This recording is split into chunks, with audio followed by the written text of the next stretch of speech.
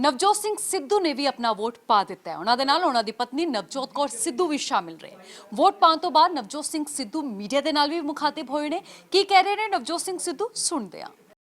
मेरे लिए जड़ा पिछला एक महीना सी वो सब तो गौरवपूर्ण सी, सब तो उच्चा सी, सब तो सुचा सी, क्योंकि मैं बीजेपी के खिलाफ इस करके बोलिया कि जदों देश बर्बाद हो रहा सी आने वाली पीढ़ी ये ना कहे कि सिद्धू तमाशा देखता सी।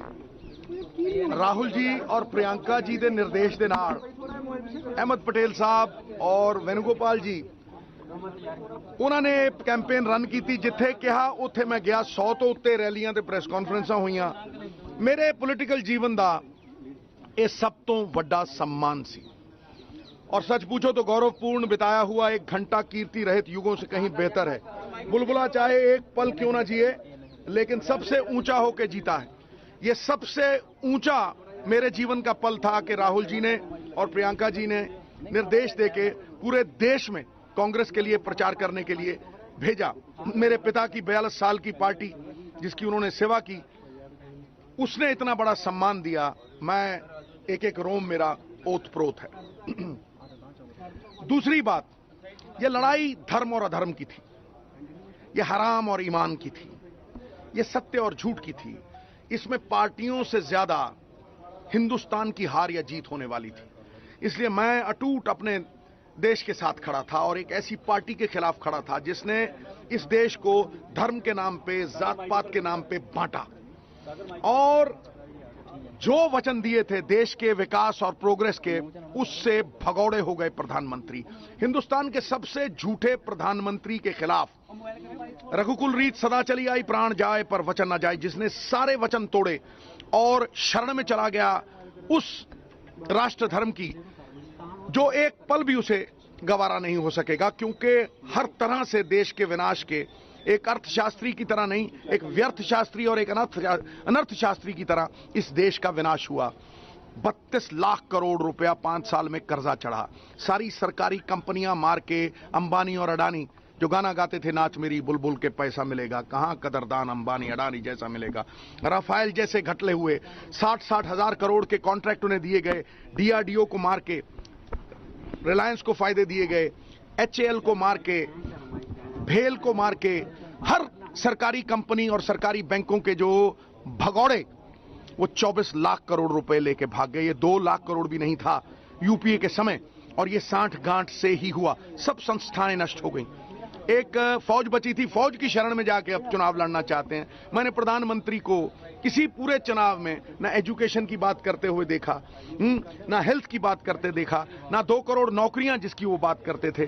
15 लाख रुपए ब्लैक मनी सारी वापस लानी, तुम्हारी जेब में घुसेड़ दूं, मतलब हर चीज से फिर गया था प्रधानमंत्री। सिद्धू साहब ये बताइए, आज प्रधानमंत्री वहां पे गए बद्रीनाथ और केदारनाथ, तो ये यात्रा उनकी एक पब्लिसिटी स्टंट है या उनकी आस्था? देखिए, मेरे लिए धर्म भूखे को रोटी खिलाना, रोते हुए को हंसाना, उजड़े हुए को बसाना और समाज की हर बाधा, हर रोड़े को हटाना, ये है। प्रधानमंत्री मुझे लगता है मुद्दों से भटक गए हैं। उनके पास दिखाने को कुछ है नहीं। 2 योजनाओं के लिए जाने जाएंगे, नौजवानों के लिए पकौड़ा योजना और अमीरों के लिए भगौड़ा योजना, और मुद्दों से भी भगौड़ा हो गए। हुआ तो हुआ, वैसे कितना असर होगा? हुआ तो हुआ, कितना असर होगा? मैं आपको दूसरी बात ये बता रहा हूं कि जो कुछ मैंने कल कहा वो आत्मा से कहा। देखिए, एक बात आप समझ लीजिए कि सूर्यकांत मणि जड़ होने के बावजूद भी सूर्य की पहली किरण पे जलने लगती है। ऐसे ही हर इज्जतदार कौम का आदमी इस बात की वजह से, इस अपमान की वजह से जल रहा है कि गुरु ग्रंथ साहब जी की बेअदबी हुई, उनके अंगों को गलियों में नालियों में फेंका गया। हर सारी कौम इस बात से आहत है और ये हमारी पंजाब की आत्मा पे चोट है। जंगल कट के हरे हो जाते हैं, लेकिन आत्मा का नासूर सदा के लिए बहता रहता है। वो मैंने उन्हें कहा, आप ही सिट हो, आप ही अदालत हो। देखिए, दुनिया की सबसे बड़ी अदालत आत्मा की अदालत होती है, और लोकतंत्र में, लोकतंत्र की आत्मा आवाज़े खलक नगाड़ा खुदा, जनता की आवाज में परमात्मा की आवाज है। मैंने उन्हें कहा, सिट आप हो, अदालत आप हो, न्याय आप हो, कर दो। इस वोट को छोटा मत समझना, ठोक दो उन लोगों को जो मिली भुगत के साथ कांग्रेस की पीठ में छुरा भोंकते हैं। क्या गलत को लेकर आपकी नाराजगी शुरू हुई थी, लेकिन अमृतसर में आपने विचार नहीं किया। मेरी कोई, तुम मेरे मुंह में शब्द डालने की कोशिश ना करो। तुम छोटे से बच्चे थे ना जब, तब मैंने क्रिकेट में 100 बना दिए थे। सुनो बेटा, तुम बड़े ध्यान से सुनो। मैं वहीं गया जहां प्रियंका जी और राहुल जी ने मुझे भेजा, जहां अहमद पटेल साहब ने मेरा प्रोग्राम बनाया। वो खुद लेके आई थी और उन्होंने हुक्म दिया कि गुरदासपुर जाइएगा। गुरदासपुर जाके, फिरोजपुर जाके और बठिंडे जाके ऐसा नगाड़ा बजाइएगा, ऐसा शंखनाद कीजिएगा कि ये जो हाथ है ना, ये सत्य का हाथ जो आपका हक आपके हाथ में देने वाला है, ये हाथ उन लोगों की गाल पे थप्पड़ बन के गूंजे जिन्होंने इस बेअदबी में पूरी कौम को कलंकित किया है। ये काला अध्याय है, ये उनका आदेश पालन कर रहा था नवजोत सिंह सिद्धू। और कौन कहता है कि पंजाब मेरा परिवार नहीं? कौन कहता है कि श्री अमृतसर साहब सारी दुनिया का परिवार नहीं? बेटा, मैं समंदर की बात कर रहा हूं, तू छप्पड़ की कर रहा है, इसलिए छप्पड़ से निकल अपने। अगला सवाल। देखिए मैंने कभी जिंदगी में शिकायतें नहीं की। आजकल देखना ही आपने, चंद लोगों को कह के मेरी शिकायत करवाई जाती। अरे और तो और हिंदुस्तान का प्रधानमंत्री मेरी शिकायत कर रहा है। भैया, शिकायत कमजोर लोग करते हैं, सबल लोग कभी शिकायत नहीं करते, वो तो शिकस्त देते हैं। शिकस्त देंगे, शत्रु का समूल नाश किए बगैर प्रतिष्ठा की प्राप्ति नहीं मिलती। प्रतिष्ठा की प्राप्ति तब होगी जब इनकी सरकार धूल चाटती मिलेगी और कांग्रेस की सरकार स्थापित होगी। सुई से लेके अंतरिक्ष यान बनाने वाली पार्टी, देश को आजादी देने वाली पार्टी। देखिए मेरी बात सुनो, मेरा काम जैसे अर्जुन को आंख दिखती है ना, मछली की आंख, मेरा काम है राहुल जी के लिए और कांग्रेस के लिए प्रचार करना। 23 तारीख के बाद ईवीएम को लेकर शिकायत तो नहीं होगी सर? गेहूं खेत में, बेटा पेट में, और तू ब्याह की तैयारी कर रहा है बेटा। हाँ जी, सुखबीर बादल ने जो कल आपका एक डायलॉग है ठोको ताली, एक थैंक यू बोला आपका और एक बोल दिया ठोको ताली फ्रेंडली मैच पे जो आपने।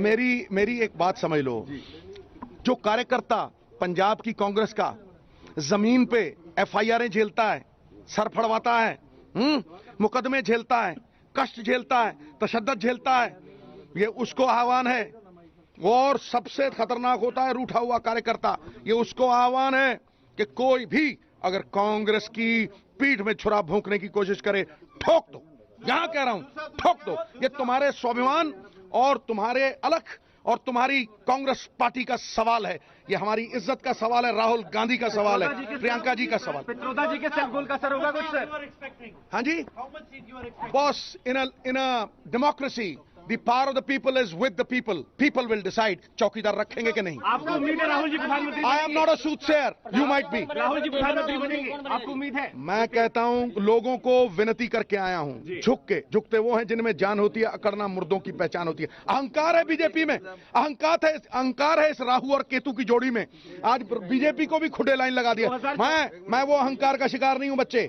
मैं आज भी कहता हूं कि लोग तय करेंगे चौकीदार रखना है या नहीं, और लोग चौकीदार को वहां फेंकेंगे। क्योंकि हमने सोचा था चौकीदार निकलेगा चौकन्ना, ये तो निकला बिल्कुल निकम्मा, हट पीछे।